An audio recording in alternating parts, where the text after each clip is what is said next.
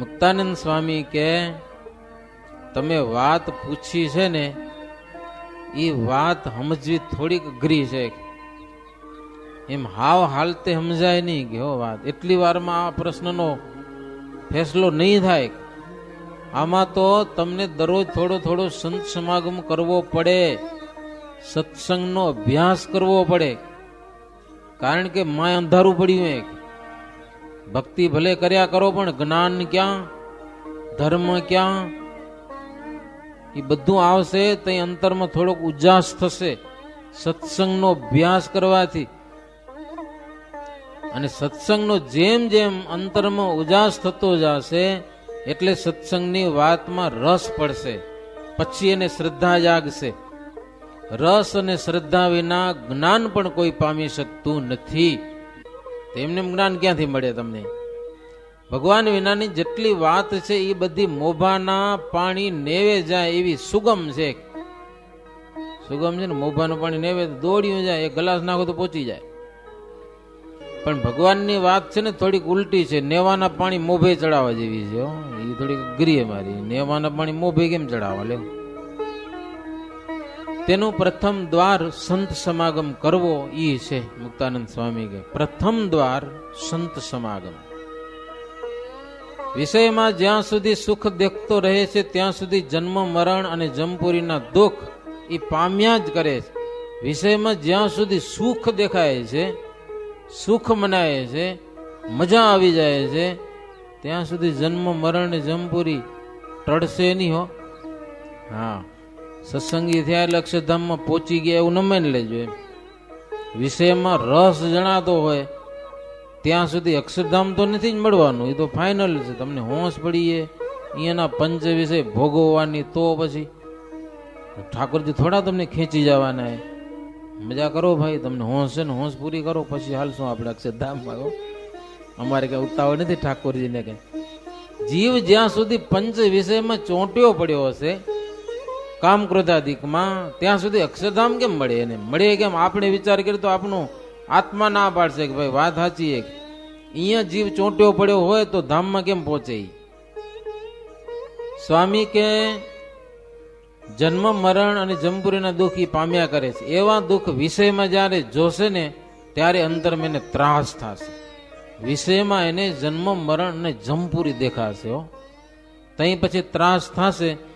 અને જ્યારે વિષયમાંથી ત્રાસ થશે ત્યારે વિષયમાંથી નિવૃત્ત થઈ અને હરિ ભજવામાં સુખ માનશે. જીવ ગયા સાચું સુખ હવે મળ્યું, હરિભજનમાં સુખ માનશે. સ્વામી એક વાત કરી શેઠિયાને કે મોતિયા લાડુ પીળા કલરના જોરદાર પડ્યા હોય, મજાના, બહુ ઉજળા દેખાતા હોય પણ એની અંદર થોડીક સોમલ ખાર નાખેલી હોય. તમારે દેખતા જોવામાં કઈ ખબર ન પડે હો, એવા ને એવા લાડવા દેખાય. સોમલ ખાર એટલે ઝેર નાખ્યું હોય એમાં. અને પછી તમને ગમે એટલી ભૂખ લાગી હશે પણ એ લાડવા ખાવામાં તમને ભાવ નહીં રહેશે. ભાવ કે ભૂખ લાગી છે ખાઈ જાઉં, તમને ખબર છે મેં ઝેર નાખેલું છે, તમે નજરે જોયું છે કે આમાં ઝેર છે. દેખાય પીળા મજાના સરસ, ભૂખે લાગી એ પેટમાં, પણ સ્વામી કે તમને એ જમવાનો ભાવ નહીં રે ભાવ. એમ વિષયમાં ઝેર દેખાશે, જન્મ મરણનું દુઃખ દેખાશે વિષયમાં, પછી વિષય ભોગવવામાં તમને ભાવ નહીં રહે, હોશ નહીં રહે. પછી હરિભજન કરવાની ભાવ જાગશે લાડવાની જેમ. સ્વામી કે એમ બીજા કોઈ પણ વિષયમાં ગમે તેટલો પ્રેમ હોય તો પણ તેમાં દોષ દેખ્યામાં આવે તો જ એ વિષય અપ્રિય થાય, નહીતર અપ્રિય થાય જ નહીં. પુરુષને નારી અને નારીને પુરુષ બે બંધન રૂપ છે આ જગતમાં. એટલે લગ્ન કરવાનો નિષેધ નથી, પણ પરસ્પરનું જે હેત છે, સ્નેહ છે, એ બંધન રૂપ છે. એટલો પરસ્પર પ્રેમ છે ને કામદેવ જેવો રૂપાળો પુરુષ હોય, હવે સ્ત્રી પુરુષમાં હેત તો હોય, એમાં પુરુષ રૂપાળો હોય, સ્ત્રી તો હોય, પણ પુરુષ કામદેવ જેવો રૂપાળો હોય, હેત કેવું હોય? જોરદાર હોય. અર્થાત સ્વામી કે પણ એ પુરુષમાંથી જીવ જતો રહે પછી કેવો લાગે? કયો હવે? માહિતી જીવ ભાગી જાય પછી હેત રે પછી મળદું થઈ ગયું, પછી એમાં ક્યાંથી હેતરે? એમ સ્વામી કે ભગવાનના સંતને માટે બુદ્ધિમાન પુરુષો છે ને એ કાંઈ કહે છે તેનું અનંત ઘણું ફળ થાય છે. બીજું ગમે તેટલો માલ ધન હોય પણ એ કાંઈ કામ લાગતું નથી. ભગવાન અને સંતને અર્થે કાંઈક કર્યું હોય એ એને ઉપયોગી લાગે છે. આવી સ્વામીએ નિરાંતે બેસીને પધરામણી કરવા ગયા હતા. એમ શેઠિયો હાથમાં આવી ગયો, પાછો મહિમા વાળો, એટલે નિરાંતે સ્વામી વાતો કરી. સ્વામીને બીજે કામ આજે નીકળી જ જાવું હતું, છતાં પણ બહુ મજાની સ્વામી એમ ઠંડા કલેજે વાતો કરી. હો, શેઠિયો ખુશ થઈ ગયો કે જિંદગીમાં લાભ ન મળ્યો એવો લાભ મને મળી ગયો. એને આનંદ થઈ ગયો. પછી તો એ સ્વામીની ચંદન વગેરે પૂજા કરી, ફૂલના હાર પહેરાવ્યા, કપડાં દીધા, ધોતિયાના તાકા અર્પણ કર્યા. જેટલું અર્પણ કરાય ને એટલું ખૂબ આપ્યું, ભાવ પ્રમાણે સંતોને ખૂબ રાજી કર્યા.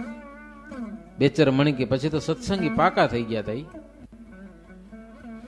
પછી મુક્તાનંદ સ્વામી ત્યાંથી વિદાય લઈ મુકામે આવ્યા. બપોરે જમી અને ત્યાંથી સ્વામી નીકળ્યા છે દશેરાનો ઉત્સવ કરીને.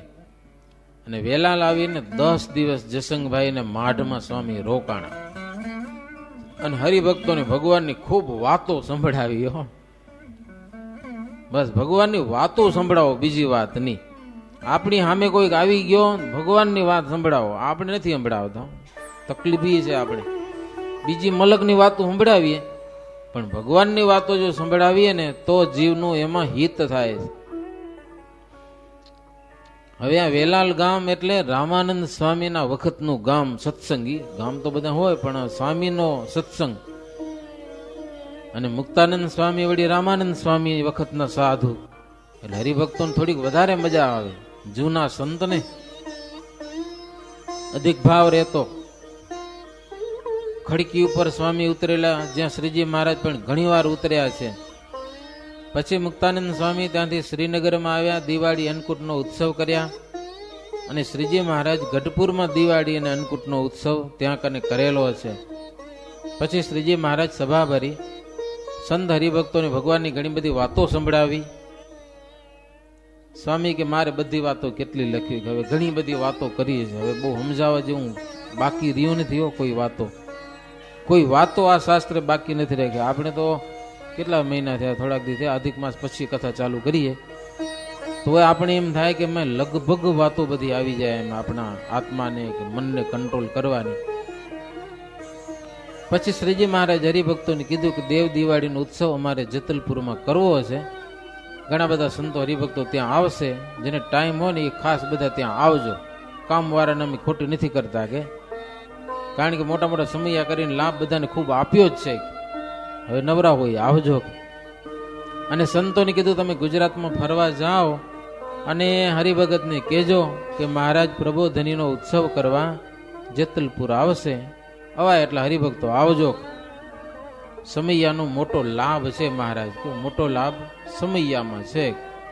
સંત અને હરિભક્તોમાં એ દિવ્ય ભાવ થાય, કથા વાર્તા દર્શનનો લાભ મળે, એ લાભ છે. અને એ લાભ આપવા માટે અમે આ ઉત્સવ સમયા કરીએ છીએ. પછી શ્રીજી મહારાજ ત્યાંથી નીકળ્યા. સંતો પણ ગયા એની રીતે. મહારાજ થોડાક પાર્ષદ લઈ નીકળ્યા. કુંડળ આવ્યા. કુંડળથી શ્રીજી મહારાજ ચાલ્યા. માનસિંહ ડોડિયા કરીને હતા, કુંડળમાં જ ચોકડી ગામમાં. જો ચોકડી ગામમાં મહારાજ આવ્યા એટલે પલંગ લઈ આવ્યા તળાવની પાડ ઉપર. 4-5 પાર્ષદો હતા બધા ભેડા. જમ્યા પછી મહારાજ બેઠા. પાર્ષદો પગ દબાવી, જોશથી પગ દબાવી મહારાજને ચરણચંપી કરવા લાગ્યા, પણ જોશથી. હો, માનસિંહ કે મહારાજ પલંગ તૂટી જશે એમ લાગે છે. મહારાજ કે પલંગ તૂટવા નહીં દઈએ. કહો માનસિંહ કીધું કે વાંધો ને, અમે આશા છોડી દીધી કે હવે આ રે એવું લાગતું નથી પલંગે, આશા છોડી દીધી. એવી રમૂજ કરતા એ પાર્ષદોની સાથે મહારાજ રોજકા પચ્છમ એક દિવસમાં કેટલું હાલ્યા. ગઢપુરથી છેટ નીકળ્યા હતા, કુંડળથી છેટ રોજકા પચ્છમ થઈ અને ભોગાવો નદી આવી, એને ઉતરી આગળ ચાલ્યા. સુરા ખાચર કે મહારાજ હવે જમવા ક્યાં મળશે, કે બપોર ટાણું થયું હતું, આટલો પંથ કરેલો. શ્રીજી મહારાજ કે કૌકા ગામ સિવાય આશા ન રાખજો, કે રમૂજ કરતા કરતા આગળ હાલ્યા તો જવારજ ગામ આવ્યું. જવારજ ગામમાં મહારાજ ઘોડાને છૂટો મૂકી દીધો માણકીને, કે હવે જ્યાં જાય તો આપણે જવું છે. તો મહારાજની માણકી જતા જતા એક ક્ષત્રિયના ઘરના વચ્ચે ચોકમાં જઈને ઊભી રહી. લ્યો, બપોરનો સમય હતો. ક્ષત્રિય બાઈઓ કેટલીક ખેતરમાં ભાત લઈ જવાની તૈયારી કરતી હતી. ભાત લઈને લઈ જાય ને બપોરે. ઘઉંની વાવણી હોવાથી ઘેર કોઈ જ ન મળે, બધા માણસો વાડીઓમાં. શ્રીજી મહારાજે બહેનો પાસેથી અન્ન માગ્યું કે અમે તમારે ઘેર મહેમાન થયા છીએ, કમસે કમ બે રોટલી દ્યો તો જમી અને અમારે આગળ હાલવું છે. આ બધાને ભૂખ બહુ લાગી છે. મહારાજ કે સ્વામિનારાયણ અમે પોતે છીએ, કે લ્યો ભાઈઓને કે પોતે અમે સ્વામિનારાયણ, અને આ બધા અમારા કાઠીઓ છે, તેમને તમારું અન્ન ખપે છે, અમને તો નથી ખપતું, એટલે અમને કામ નહીં આવે, પણ એને કામ આવશે, થોડુંક દ્યો. ત્યારે બાઈઓ કે એવું નથી, અમારે ત્યાં ઘી ગોળ ઘણા બધા છે, તમે આવ્યા છો ને ભૂખ્યા જાઓ એ બરાબર નહીં, થોડોક લોટ શેકી લ્યો. કે લ્યો મહારાજને કે અમારું તમને ન ખપે, અમારું કામ ના આવતું હોય તો તમારે હાથે થોડોક લોટ શેકી લ્યો, ઘી ગોળ ઢગલા છે, દહીં બધું પડ્યું ચોખ્ખું મજાનું, જમ્યા વિના ન જવાય. મહારાજ કે હારું, બ્રહ્મચારીને કે કાંઈક કરો. એટલે બ્રહ્મચારી પછી થોડુંક બનાવી લીધું, બહુ લાંબો સમય નહોતું રહેવું. ઘી ગોળ ને રોટલી પછી તો મહારાજને જમાડી, બધા પાડાઓને જમાડી, દહીં પણ ભાવથી મહારાજ બધાને જમાડ્યું, પોતે જમ્યા છે. પછી ત્યાંથી શ્રીહરિ કૌકા ગામ આવ્યા છે. ક્ષત્રિય બાદરજી હરિભગતને ઘેર ઉતર્યા. ત્યાં જમીને પલંગ ઉપર શ્રીહરિ બેઠા છે ને પૂરના ભક્તજનો એ બધા આવ્યા દર્શન કરવા માટે. મોટી સભા ભરાણી. એની આગળ પણ શ્રીજી મહારાજે ભગવાનની ખૂબ વાતો કરી. ભગવાનની વાતો કરી અને જીવના હૈયામાં ભગવાન ઘાલવા એ મહારાજનો હેતુ હતો. ત્યાં થકી બીજે દિવસે રાત રોકાય. બીજે દિવસે આગળ ચાલતા ચાલતા મધ્યાહન સમયે પ્રભુ જેતલપુર પધાર્યા છે અને હરિભક્તો વાજતે ગાજતે શ્રીજી મહારાજનું સામૈયું કરેલું છે. પાટીદારોએ શ્રીજી મહારાજને માટે સરસ મજાના ઉતારાની વ્યવસ્થા કરેલી છે. જગ્યા આપી હતી, ત્યાં મહારાજ ઉતર્યા. મુક્તાનંદ સ્વામીને શ્રીનગર ખબર પહોંચાડ્યા છે કે મહારાજ જેતલપુર આવ્યા છે, તમે ત્યાં આવો. બપોરનો સમય. શ્રીજી મહારાજ જમીને થોડીક વાર પોઢ્યા, પછી જાગી અને મહોલમાં સંતો હતા, સાજા માંદા સંતો હતા. એ બધા બીમાર સંતોને મહારાજ મળ્યા છે. જેતલપુરની વાડી અને મહેલ મહારાજના નામ ઉપર બધા હરિભક્તો કરી દીધું, ત્યાંના ખેડૂતો બધા. એટલે હાજા માંદા અને બીમાર ને સંતો ત્યાં રહેતા, થા એટલું ભજન કરતા, અને અમુક સંતોની સેવામાં રહ્યા હતા. મહારાજ બધાને મળ્યા, સેવામાં હતા. એ સંતોને મહારાજ બાથમાં ઘાલીને મળ્યા કે આ માંદાની સેવા કરજો, અમે તમારા ઉપર ખૂબ રાજી છીએ. બધાની ખબર લીધી, હાર પહેરાવ્યા સંતોને. ત્યાં બેસીને મહારાજ મજાની વાતો કરી. એ સાજા માદા સંતોને પણ હૈયામાં આનંદ થાય, શાંતિ વળે એવી મહારાજ કેટલીક વાતો કરી. મહારાજ કે સત્સંગ અને ભગવાન મળ્યા છે દુર્લભમાં દુર્લભ છે ને અપાર જન્મનું દુઃખ આ શરીરથી મટવાનું છે. કે તો થોડીક કાંઈક થોડું જાજુ દુઃખ શરીરમાં થાય બીમારીનું તો વિચારીને સહન કરવું, એ મહારાજ કે આપણું સાધુનું લક્ષણ છે. એટલે દુઃખ થતું હશે બીમારીનું, પણ સહન કરવું કે આ શરીરથી આપણે જન્મ મરણ મટી જવાના છે. કે એનો ઉત્સાહ રાખજો થોડોક, અને હૈયામાં ભજન કરજો. મહારાજ કે પ્રારબ્ધ કરીને જે દુઃખ આવે ને એને સહન કરવામાં સંતોને ઉત્સાહ રાખે છે, રહે છે. સંતો ઉત્સાહ રાખે છે, કારણ કે કેટલા દુઃખ આ દેહથી મટી ગયા છે, બીજા કેટલા દુઃખ મટી ગયા લો આ દેહથી. તો કદાચ આ દેહને દુઃખ પડે ને તો મહારાજ કે બહુ નારાજ ન થવું. શરીરમાં દુઃખ આવે તેનો ગુણ લેવો. દુઃખે કરીને બહુ સૂક્ષ્મ દેહની આસક્તિ હોય છે ને એ નાશ પામે છે. લ્યો, શરીરમાં બહુ તંદુરસ્તી હારી નહીં. મહારાજ કે શરીરના દુઃખ આમ થોડો કંટાળો થાય ને એટલે શરીરમાં જે આસક્તિ જીવને બહુ ઊંડી પડી છે, સૂક્ષ્મ, જન્મો જન્મ નથી ટળતી, પણ આ દુઃખે કરીને ઈ એક આસક્તિ ટળે છે મહારાજ. માટે અંતરને શુદ્ધ કરનારું છે. વાસનામય લિંગ દેહ છે ને એ આના થકી નાશ પામે છે, દુઃખ વિના નાશ પામતું નથી. દુઃખ વિના કેવળ જ્ઞાનની વાસના નિર્મૂળ નથી થતી. ભક્ત ન હોય અને સત્સંગી ન હોય ને એને ગમે એટલું દુઃખ પડે પણ એની વાસના નથી બળતી, કારણ કે એને સત્સંગ નથી. સત્સંગ હોય ને ગમે તેમ કરીને દુઃખ આવે એટલે ભગવાન તરફી દ્રષ્ટિ કરે જ.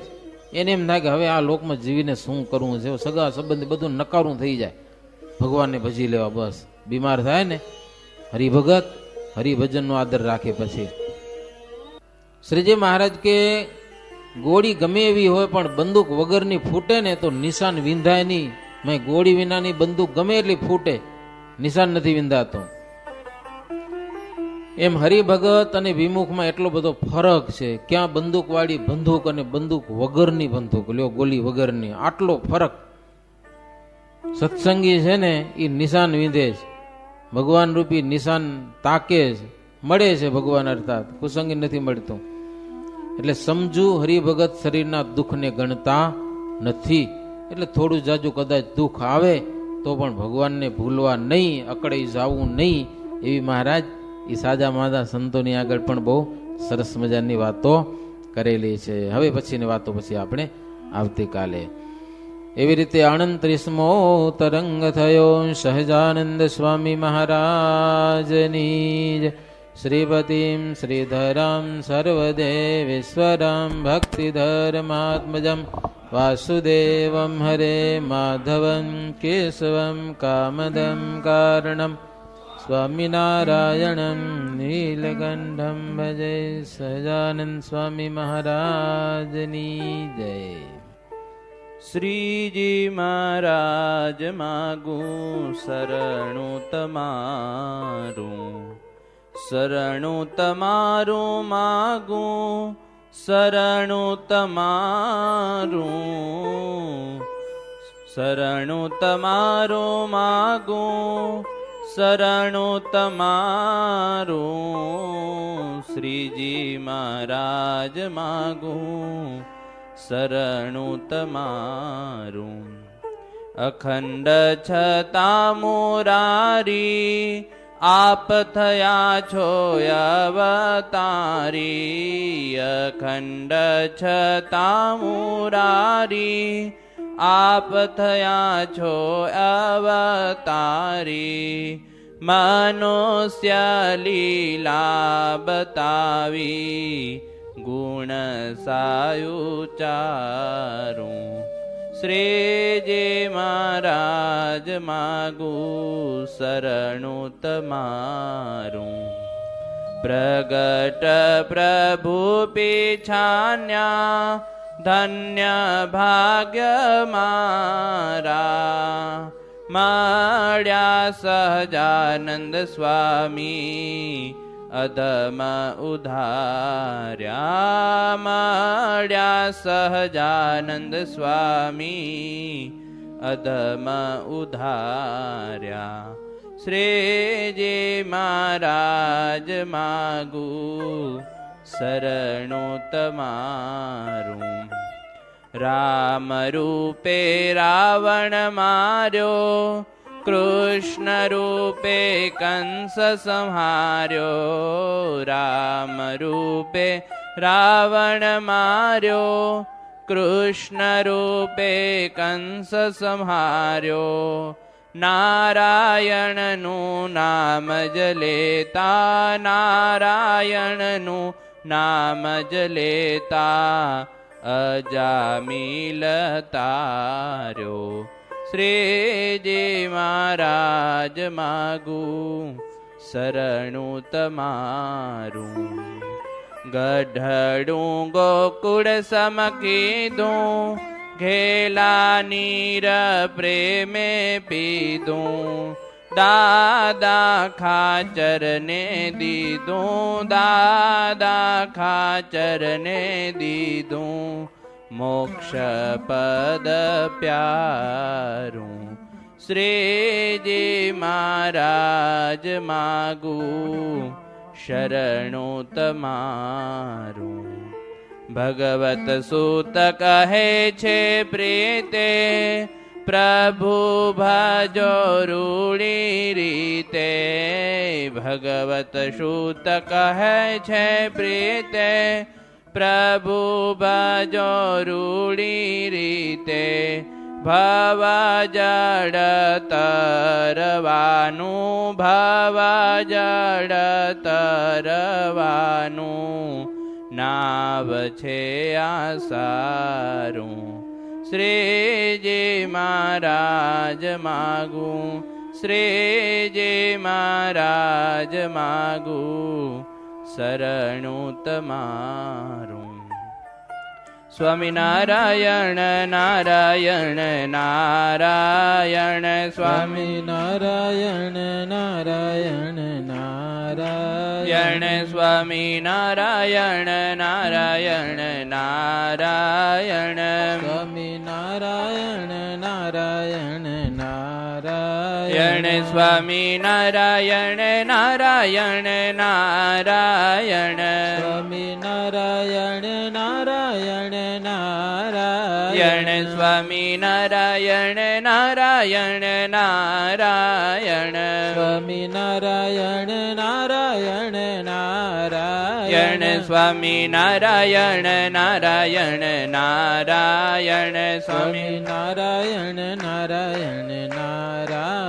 નારાયણ સ્વામિનારાયણ નારાયણ નારાયણ સ્વામિનારાયણ નારાયણ નારાયણ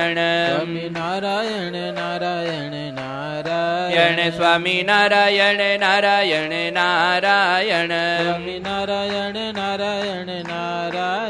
સ્વામિનારાયણ નારાયણ નારાયણ સ્વામિનારાયણ નારાયણ નારાયણ સ્વામિનારાયણ નારાયણ નારાયણ સ્વામિનારાયણ નારાયણ નારાયણ નારાયણ નારાયણ નારાયણ સ્વામિનારાયણ નારાયણ નારાયણ નારાયણ નારાયણ નારાયણ સ્વામિનારાયણ નારાયણ નારાયણ નારાયણ નારાયણ નારાયણ સ્વામિનારાયણ નારાયણ નારાયણ નારાયણ નારાયણ નારાયણ સ્વામિનારાયણ નારાયણ નારાયણ નારાયણ નારાયણ નારાયણ સ્વામિનારાયણ નારાયણ નારાયણ નારાયણ નારાયણ નારાયણ સહજાનંદ સ્વામી મહારાજની જય શ્રી ઘનશ્યામ મહારાજની જય શ્રી સ્વામિનારાયણ ભગવાનની જય શ્રી નરનારાયણ દેવની જય શ્રી રાધા કૃષ્ણ દેવની જય.